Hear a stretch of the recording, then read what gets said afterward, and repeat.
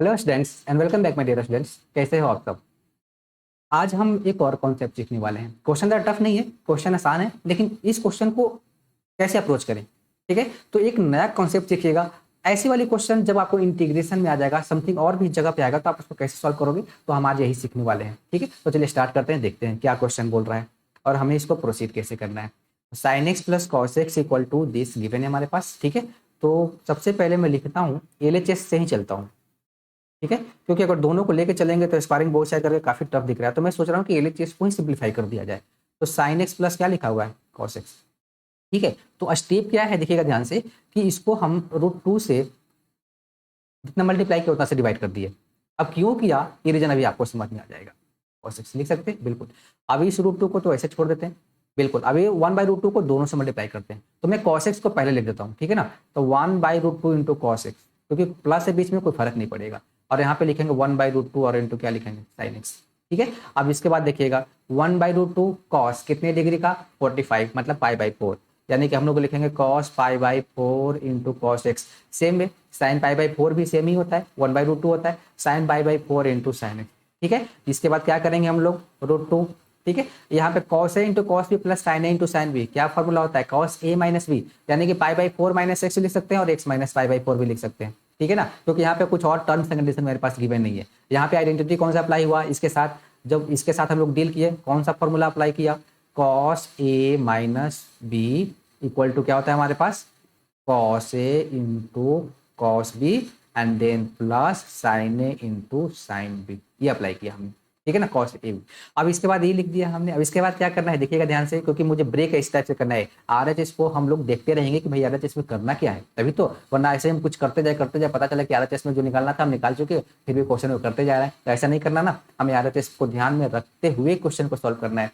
तो यहाँ पे √2 लिखा हुआ है, देखिए कुछ कुछ क्वेश्चन दिखने लगा यहाँ पे 2 दिख रहा है, यहाँ पे समथिंग दिख रहा है। ठीक है, तो यहाँ पे √2 लिख दिया। देखिएगा ध्यान से, एक कॉस थीटा लिखा हुआ है, तो इसको हम लोग ब्रेक करेंगे। कैसे करेंगे देखिएगा ध्यान से, 2 कॉस स्क्वायर थीटा बाई 2, यानी कि x माइनस π/4 डिवाइडेड बाई 2 हो जाएगा दिस और -1। ठीक है ना, ये फॉर्मूला होता है। फॉर्मूला क्या लिखा मैंने, देखिएगा ध्यान से, फॉर्मूला हमारे पास होता है cos theta equal to 2 cos square theta by 2 -1।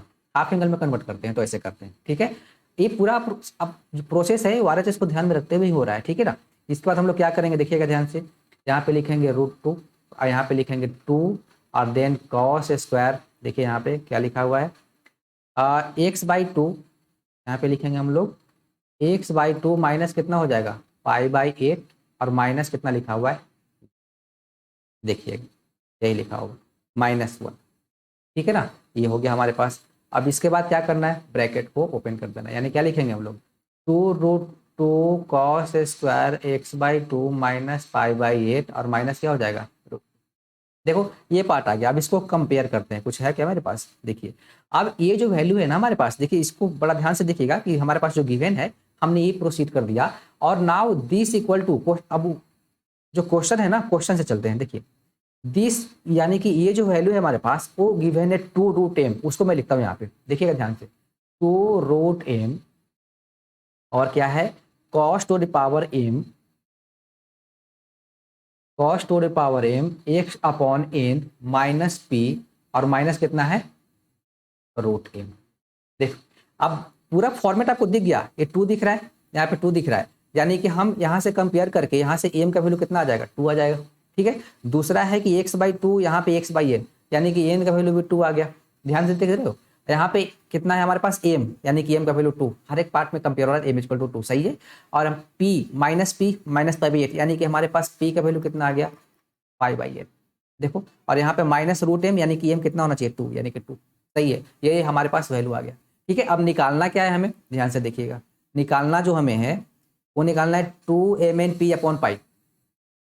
ठीक है, तो हमें निकालना है आपको, सो 2mnp/π का वैल्यू निकालना है, यानी कि वैल्यू पुट कर देंगे, 2 × 2 × n का वैल्यू भी 2, p का वैल्यू कितना है, π/8, यानी कि 8 नीचे आ जाएगा, और इंटू यहाँ पे क्या लिखा हुआ है, पाई से पाई कैंसिल, 2 जा सब कैंसिल, यानी कि रिजल्ट कितना आ गया, ये आपका आंसर आ गया। तो क्वेश्चन ज़्यादा टफ नहीं था, देखिए ये ऑप्शन, क्वेश्चन ज़्यादा टफ नहीं था। हमने आपको बताया कि क्वेश्चन को प्रोसीड कैसे किया जाता है। एक मेथड ऐसा भी, ठीक है ना, क्वेश्चन को सॉल्व करने का। अब देखिए क्वेश्चन मेरा मेन मोटिव क्या था, मेरा मेन मोटिव क्वेश्चन को लाने का था। कभी कभी इंटीग्रेशन में आपको क्वेश्चन दे देता है dx upon sine x plus cos x, तो सिर्फ इंटीग्रेशन में यहीं तक सीमित थोड़ी ना रह सकता है क्वेश्चन।